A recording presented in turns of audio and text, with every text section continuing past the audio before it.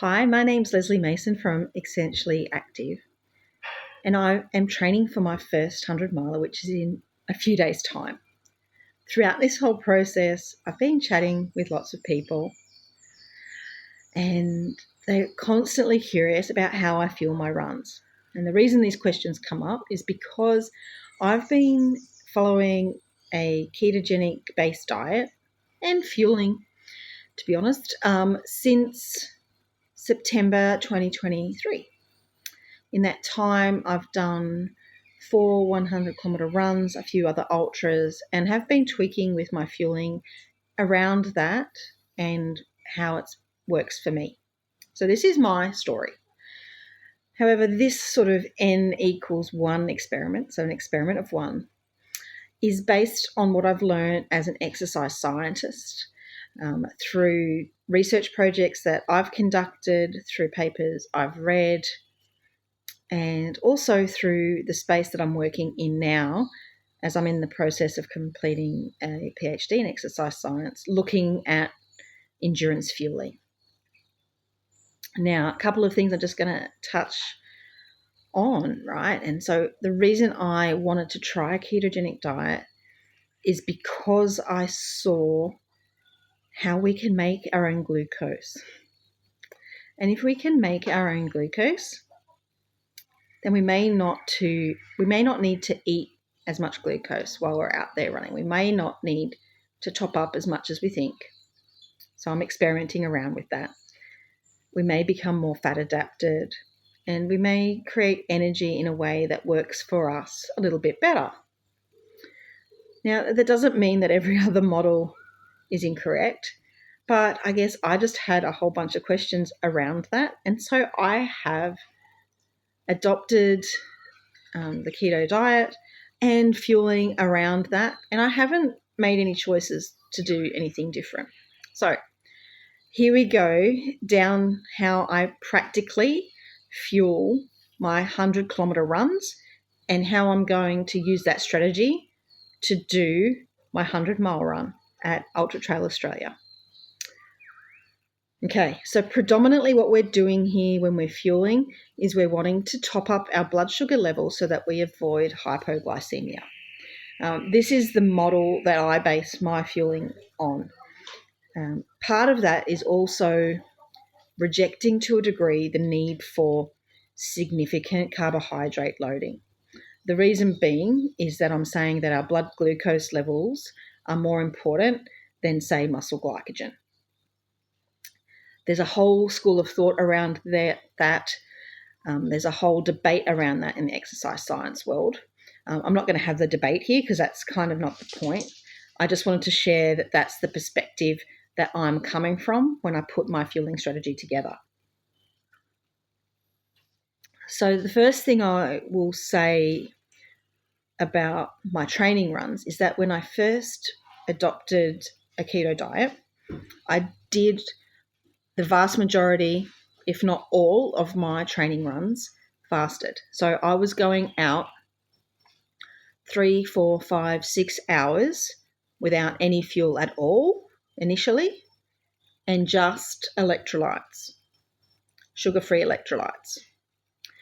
And I was able to do my training completely fasted for all those hours and just on electrolytes. Now, I'm going to flag here that during this fat adaptation period, those runs felt pretty crap. Okay, they did not feel fun, but I knew that it's what I needed to do to help my body become fat adapted. Now that I have adapted to a keto low-carb diet, when I go out for my long runs, I fuel them separately to my low-carb day-to-day diet. And so when we talk about low-carb day-to-day, less than 50 grams of carb a day predominantly, and we're talking high fat alongside that, this is our day-to-day base diet. Then if I'm going out for a super long run, we can think about what carbohydrate requirements might be there separate to that. However, initially, I actually went without carb just to kind of push that adaptation. but I would always carry some gels, some jelly beans, etc. on me in case I did feel like I needed some fuel, because the last thing I'd want to do is be stuck in the bush without some fuel when I really needed it, because we never know, right? So I will preface this whole scenario is that electrolytes are actually key. If I were to go out for a run, even if I'm not taking a whole heap of fuel other than my emergency fuel, I will always have my electrolytes. So you can choose which ones work for you, but I recommend we have something that's a combination of, yes, your sodium, your magnesium, your potassium, but also your calcium. And not all of the electrolyte powders out there have the calcium as well, so keep an eye out for those. Now, depending on the time I'm planning on being out there, I have roughly 1 litre of my electrolyte mix based on the mix ratio on the packet. So about 1 litre per 3 hours I plan on being out. And then I top up potentially with some plain water. So that's the ratio of electrolytes to time. 1 litre of electrolytes for every 3 hours. And this has worked extremely well for me going forward. And then I layer on top of that my fuel. Now, there are some great case studies out there where people have run multiple marathons across multiple days completely fasted, where people have swum some really long endurance swims completely fasted. For me, I don't really enjoy that, mainly because my tummy, I really want to be feeling full. I don't like feeling hungry, and when my stomach gets a bit empty, I get all those signals and it's just, I feel really low. So part of my priority with the choice of foods that I go for is feeling full. Interestingly, even when I used to do road marathons and I was on a high carb diet, I always wanted a steak and vegetable dinner the night before a long run. And that was because it helped me feel full, through to lunchtime the following day, even if I was topping it up with carbs.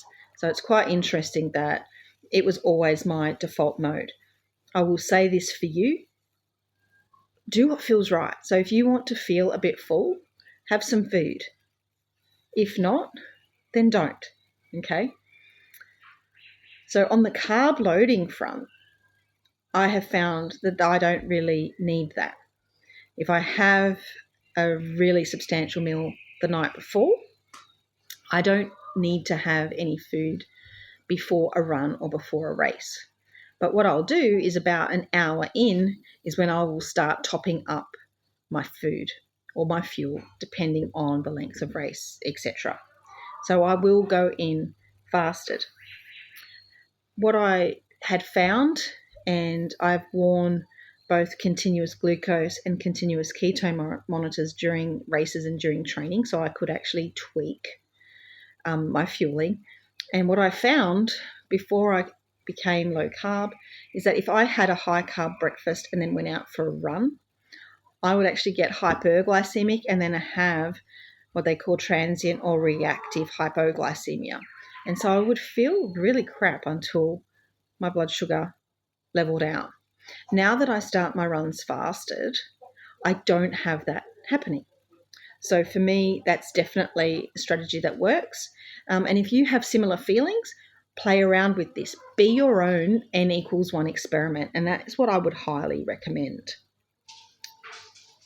So glucose is what comes from all carbs. So all carbs break down into glucose. So we can also make our own glucose called gluconeogenesis, and we can use glycogen from within the muscles.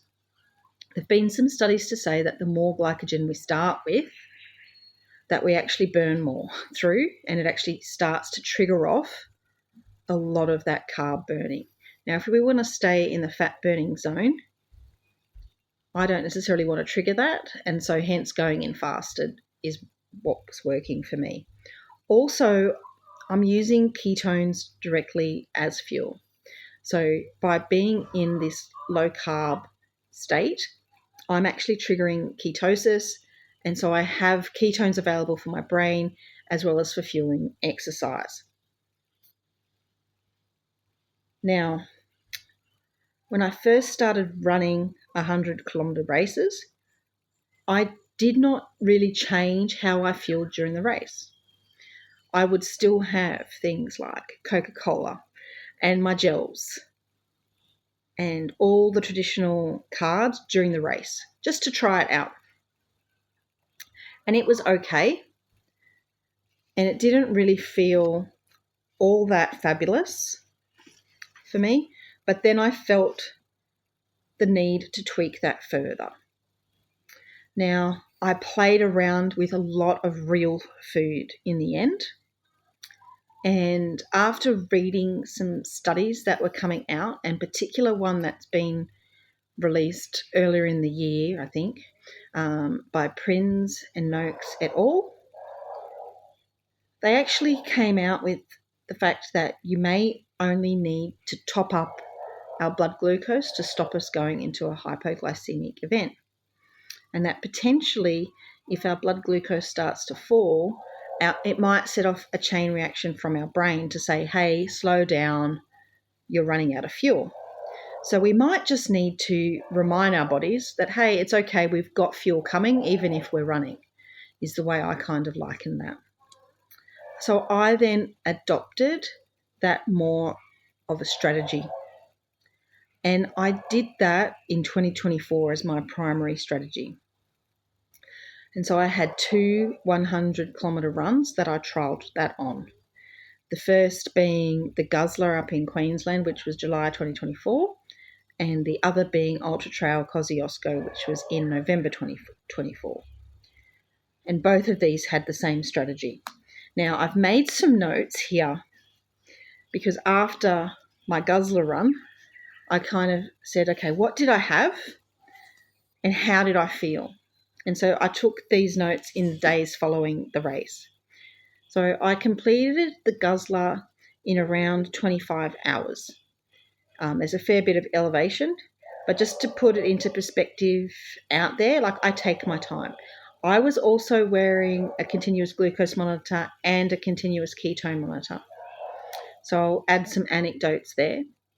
On top of that, I looked at my heart rate data and my Garmin data, and it turns out that I ran the Guzzler at roughly 40 to 45% of my VO2 max.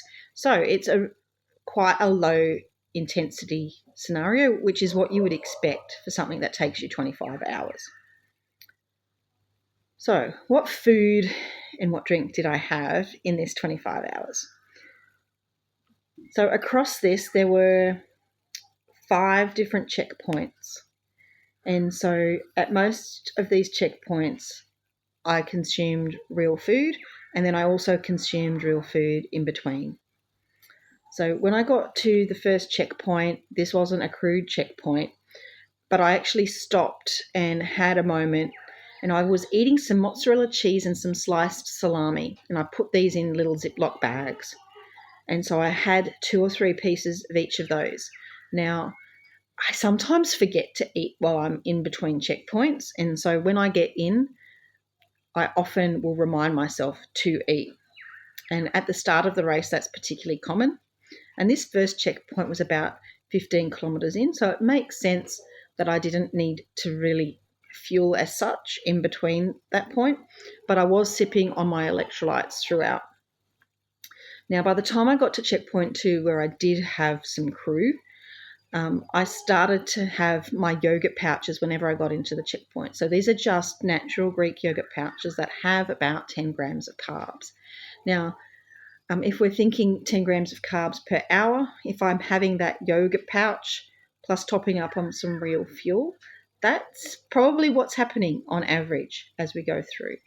I also use a keto homemade carrot cake, which just is like almond flour, coconut flour, some nuts, some carrots, some MCT oil, a little bit of vanilla essence, and a small amount of monk fruit for sweetening. And again, each piece of that is about 10 grams of carbs. And so at that checkpoint, I had about half a piece, and then I popped the rest in my bag to keep going through. Then by the time I got to checkpoint 3, I saw some fruit at the aid station, and so I just had some orange. Again, if something feels like I want to eat it at an aid station, I will pick that up and do it. I go with your gut. Like, I think really trust your gut, especially when you're sort of seeing real fuel and you go, yep, that looks good. The same thing, like if I sometimes see potato chips and I might grab a handful at an aid station, if that is something that works for me at the time. Now, between checkpoints 3 and 4, I ate the rest of the cheese and salami and the carrot cake that I had with me, plus a little bit extra. I was also taking some caffeine tubes, so you can get little lollies that have maybe 2 or 3 grams of carbs, and they also have an amount of caffeine, and that is topping me up as I go through there. In addition, I use a hydrolyzed collagen, and that has some NMN product in that. It's called MetaPower Advantage, and I have that probably every 3 or 4 checkpoints, and that just tops up my ability to create energy. It also is supporting my joints as I go through. It just feels right when I do that, and it's another little bit of liquid. Now, at each of the checkpoints where I had crew, I was swapping out and topping up my electrolytes, and I do that there. And so I'm topping up that litre of electrolytes every 3 or 4 hours. So whether it's me filling it up myself or my crew just swapping over my soft flasks, that's what's going on the whole way through. And every time I get to a checkpoint where I have crew, I'm having the yogurt pouch as well. Then as it starts to get into nighttime and cool down, I start to add in bone broth. So I get the bone broth concentrate that you get in a jar, and then because there is typically hot water at the aid stations for these long ultras, we just top that up, and I'll have maybe half a cup of bone broth to make me warm up a little bit with the hot water, but it's also quite nourishing for the mind, and it's getting some extra salts, extra collagen, a few extra fat calories in there. And if I don't do bone broth, it'll typically be a tea or a coffee overnight. And in particular, at the Guzzler, there was one aid station which was in the middle of whoop whoop. There was no crew, but they had a fire. It was the middle of the night, around midnight. And so I literally stopped, had a cup of tea with some milk, had some of my carrot cake, and then off I went again into the night. Then once I saw my crew again, another yogurt pouch and some coffee. Then all I had to do was get through to the start, and then I just relied on things like my caffeine tubes, my cheese and salami, my carrot cake that I was carrying with me in my pack, and that got me through to dawn and to the finish line of that marathon. So if I were to top up like how many packets of electrolytes, I had about 11 packets of electrolytes throughout that run. And I would have to say, out of all my 100-kilometre runs, the Guzzler felt the best. I was literally treating it like, okay, when am I having my dinner? When am I having my lunch, etc.? So having a bit more food at those points. And also with the amount of fluid I was taking in, finally I had that fluid up to the point where my body systems were just working. So I was just, these are, ultra runners talk about body functions. So I was going to the toilet, whether it be number 1s and 2s, on a regular basis, just as I would if I was having a regular day, and probably getting rid of the fluids a little bit more frequently than I would because I was drinking a lot. And it worked really well. I had great clarity of mind, and I dealt with some pretty hairy situations out there. So some notes I made here was that throughout the 25 hours, I did not feel hungry at one point, and I really loved the yogurt pouches. Now that I think about this in retrospect, and I've used these a few times, they can just get into the system so quickly. And if you had forgotten to have something in between aid stations, it's a great way to get some really quick calories in there. Also, with all the probiotics in Greek yogurt, I think they're particularly good for the gut. So, yeah, it was good. The comment I've got here, I'm reading my next note. I weed a lot. Hydration equals awesome. So I was really pleased with how much my fluid intake was happening and with how much I was eating. So in the middle of the night, so when I went through a couple of sections, there were high winds and there were some sections that were much steeper than I thought they would be and slippery. And so I went through there really slow. And then I made a note here that there was one checkpoint that I got to where I just needed a little bit of a rest. I needed a little bit of a talk to my crew because it felt traumatic.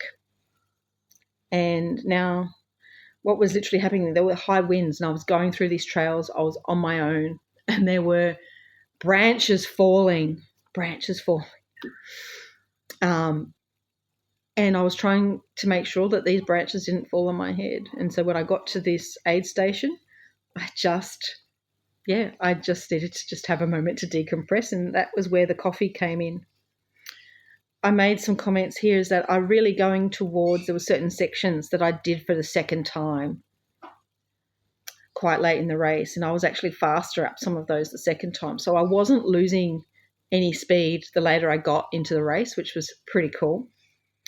Some of that evidence-based wise, as we become more fat reliant longer into the race, we sometimes do actually have the ability to speed up, and that's not uncommon for athletes that are highly fat adapted. There was very cool sunrise moments where I heard a rooster. Now, this really made me think of home, and I'm like, yep, I've got this. Whilst it's not fueling related, I will say that we all need moments that reassure us and that are familiar, and we can actually use foods we love to do that as well. So that's the story around how I got to this strategy. Now, let's overlay November 2024 when I did the Ultra Trail Kosciuszko 100K. Now, the thing that was super different about that is, of course, different location, but the weather conditions. So the weather conditions at Kosci were a bit horrendous. There was like hailstorms, so much rain, so much mud, so cold.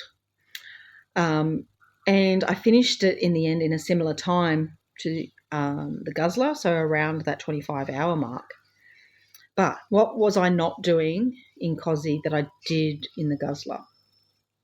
So in Kosci, I just stopped drinking in between aid stations, and I really feel that impacted me negatively. So my big reminder going into the miler is to keep drinking my electrolytes and my water, obviously, but keep drinking, because one of the highlights when I look back at my notes from the guzzler is that my hydration was on point. I was going to the bathroom a lot and I felt good. So yay, let's do that. Now, the other thing was that I was wearing gloves and it was really hard to get to my food in between aid stations for Kosci. And so I was much more reliant on getting food into me at aid stations. This means that in the end, I really did almost need to rely a little bit on my jelly bean stash. Now, my jelly bean stash is actually a bit scientific. So I put glucose-based jelly beans into little bags of 10, and each jelly bean is actually equivalent to 3.5 grams of glucose or sugar. Now, the cool thing is that when we look at some of these studies that are around the 10 grams an hour of topping up the glucose, that equates to, a jelly bean every 20 minutes to half an hour. And so even if you're in a situation where you can't stomach so much food, often we can get into us a jelly bean every half an hour or so, or a jelly bean or two every half an hour. And so knowing that that's actually all we really need to keep going, plus my hydration with my electrolytes, I think that's what helped me get through on COSI. The other thing I do with those jelly beans is that if I'm about to go up a big climb, I will have 1 or 2 jelly beans beforehand. And then if I feel like I'm flagging going up a climb, I will grab another jelly bean and pop it in, reminding my brain that, hey, it's all good. We've got fuel coming. Let's keep pushing, because I think that's a pretty good strategy there. So big learning out of that was keep hydrating with electrolytes, and it's okay. You can use aid stations to get food into you. Real food works because it keeps me feeling full. And then the glucose jelly beans are a great way, a great mechanism for keeping my blood glucose topped up as needed. Alrighty. Now, how am I translating this into my miler fueling strategy? So I've got a few things that are pretty much the same. I'm using that awesome keto carrot cake. I'm using the glucogel jelly beans again, and then the whole mozzarella cheese with salami thing. Tick, tick, tick. I'm using the same electrolytes with the reminder that I need to keep drinking. And so I've got crew, thankfully, and I've asked them to keep an eye on my drinking and to make sure I keep drinking. I've also got a pacer coming in from the 90-kilometre mark, and their main job, aside from everything else, I've flagged, make sure I keep drinking, because I can't use any excuses around conditions or busyness of the trail. I've just got to do what I've got to do, and that involves drinking, that involves going to the bathroom and all that sort of stuff. Yep, it's the nature of the beast, so to speak. Now, a couple of things I've topped up.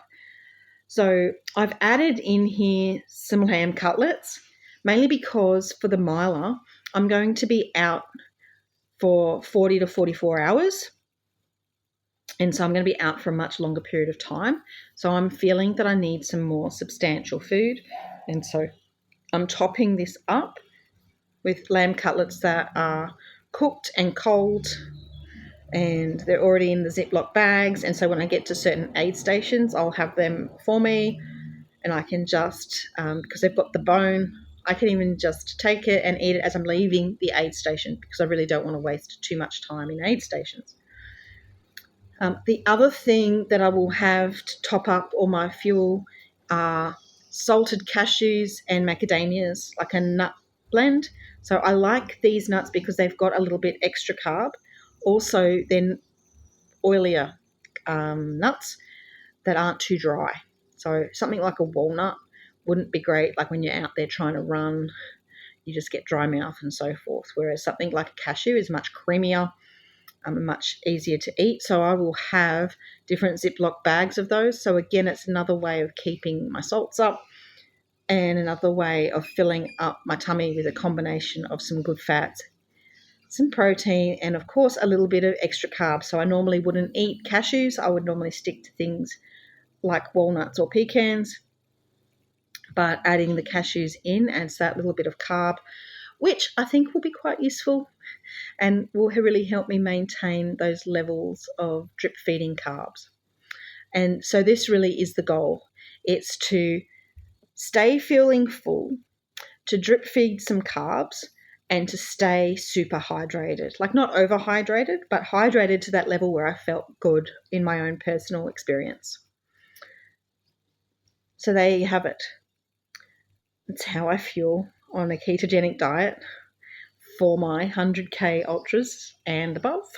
And I use this strategy for any of my trail races. For runs that are up to 3 or 4 hours, I typically don't have a lot of fuel on me. I'll just have some jelly beans just to top up my blood sugar. But for longer runs where I want to feel full, which is part of the goal there, feeling full, then of course I have real food with a little bit of carb in it to top up my blood sugar and to help me feel full and to help my body feel like it's having a normal day. The only other thing I will say to that, so yes, I'm topping up my blood glucose with my food choices, but I will also not be constantly eating. I'm not constantly eating. So things like having some of those lamb cutlets and having some of that cheese and salami, it's not constant. Just like I would on my day-to-day basis, I will have that more substantial food, as a snack or as a meal replacement kind of scenario, with a couple of hours in between, and just top up on things like glucose jelly beans in the middle or some nuts, just a little bit of food. I'm not constantly eating. I'm focusing on running, and then where there's a gap or where there's some space, I will eat. I will treat myself and sort of say, hey, when would I have breakfast? When would I have lunch? When would I have dinner? And time that based on different aid stations, and make sure that at those times my crew knows that that's when I'm going to fill up. So completely agree that this is not a strategy that everyone might jump on board. But for those that are going down the ketogenic, the very low carb, or even the carnivore fueling space, this is one way that you can do it. Remember, our life and our running journey is our experiment of one. So we're not necessarily experimenting every race day, but experiment in training. Use some races as experiments.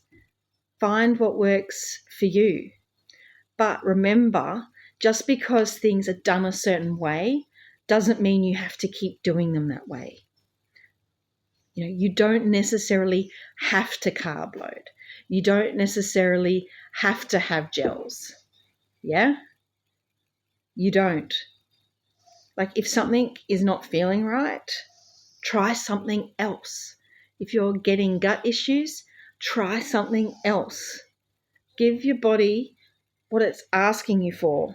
And so try and dial in to what that is for you. And this video shared what that is for me. I will pop some links in the comments so that you can see some of the papers that have informed my decisions around going down this path. And potentially it might make you have some thoughts of your own. And if you have any questions, please feel free to reach out. Thanks, everyone. Bye.